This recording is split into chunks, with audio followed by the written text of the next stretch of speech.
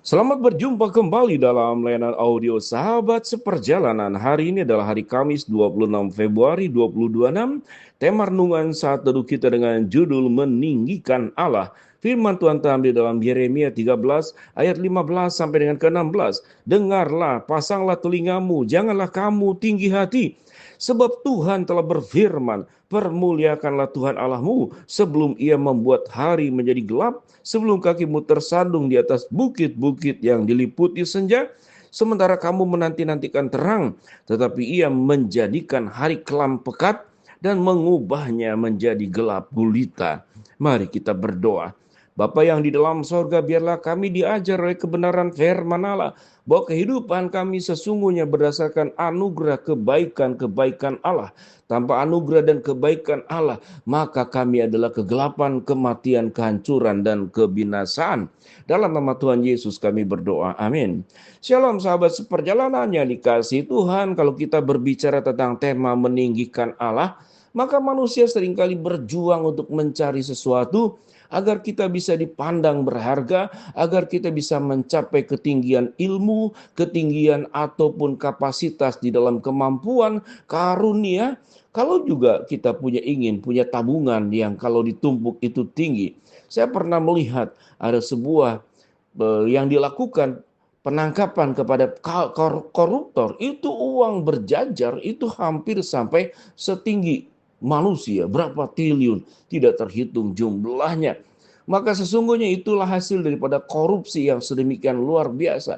Bukan lagi puluhan juta, ratusan juta, miliaran, tapi puluhan triliun, atau mungkin bisa saja mencapai lebih daripada semuanya itu. Apa yang dikatakan dan di dalam bagian firman Tuhan ini, janganlah kita meninggikan diri. Ayat yang 15 sampai 16, dengarkanlah, pasanglah telingamu. Janganlah kamu tinggi hati, sebab Tuhan telah berfirman. Mengapa seseorang bisa tinggi hati? Karena biasanya apapun yang dikejar dan kemudian yang diperjuangkannya, semuanya adalah untuk diri sendiri. Segala sesuatu yang dilakukan hanya untuk diri sendiri, maka fokusnya pada akhirnya sewaktu mendapat segala hal itu menjadi orang yang tinggi hati, congkak dan sombong. Kita belajar bagaimana Tuhan itu tidak menyukai orang yang congkak dan sombong. Sesungguhnya kalau boleh dikatakan orang pribadi yang harus congkak dan sombong sesungguhnya Tuhan, karena di atas Tuhan tidak ada yang lain. Kalau Tuhan yang sudah dalam ketinggian yang maha tinggi, maha agung, maha mulia, tidak ada duanya, tidak ada tandingnya. Tetapi Allah yang sedemikian tinggi, mulia, agung tersebut tidak tinggi hati. Tetapi Allah dengan penuh kasih bagaimana mau turun ke dalam dunia, merendahkan dirinya di dalam Kristus Yesus sampai mati di atas kayu salib untuk setiap kita masing-masing. Lalu apa alasannya kita menjadi orang yang menjadi tinggi hati? Tinggi hati tentu itu akan melukai oleh orang banyak. Karena seseorang yang tinggi hati, dia cenderung akan merendahkan orang lain. Orang kaya akan merendahkan orang miskin. Orang pandai akan merendahkan orang yang tidak pandai. Orang yang berkedudukan akan merendahkan mereka sebagai rakyat jelata. Pemerintah, kepala negara, raja akan merendahkan orang yang di bawahnya. Kalau kita kemudian melanjutkan kepada kalimat berikut pada ayat yang 16. Permuliakanlah Tuhan Allahmu sebelum ia membuat hari menjadi gelap, sebelum kakimu tersandung di atas bukit-bukit yang diliputi senja. Sementara kamu menanti-nantikan terang, tetapi ia menjadikan hari kelam pekat dan mengubahnya menjadi gelap gulita. Allah bisa menghancurkan orang yang tinggi hati dalam sesaat. Firman Tuhan berkata apa? Seluruh yang engkau punya itu akan diruntuhkan oleh Allah. Bukit-bukit akan diliputi senja. Kakimu itu akan tersandung. Dan hari-hari yang dimiliki oleh kita, yang kita anggap terang benderang karena kita kaya, terang benderang karena kita berkedudukan, terang benderang karena kita hebat dan punya pengaruh. Firman Tuhan berkata, semuanya akan dibuat menjadi kelam pekat dan mengubahnya menjadi gelap gulita. Sahabat seperjalanan, jangan sekali-kali kita berani tinggi hati di hadapan Allah. Karena kekuasaan Allah bisa menghancurkan orang yang tinggi hati. Bagian-bagian firman Tuhan yang kita pahami, yang kita mengerti sekian lama, orang yang tinggi hati akan direndahkan, tetapi orang yang rendah hati akan ditinggikan. Siapa yang terdahulu akan menjadi terkemudian, tetapi siapa yang terkemudian akan menjadi terdahulu. Apa yang kita sombongkan? Kesombongan biasanya tidak serta-merta tiba-tiba ada. Biasanya orang yang sombong itu bisa saja sebelumnya itu dihina oleh orang, direndahkan. Lalu dia berjuang supaya dia tidak terhina, supaya tidak direndahkan. Dia berjuang, lalu dia mencapai kemajuan dalam banyak aspek, jadi kaya, jadi hebat, jadi pandai. Pada saat itu karena motifnya adalah untuk balas dendam. Ujung-ujungnya yang bersangkutan menjadi sombong.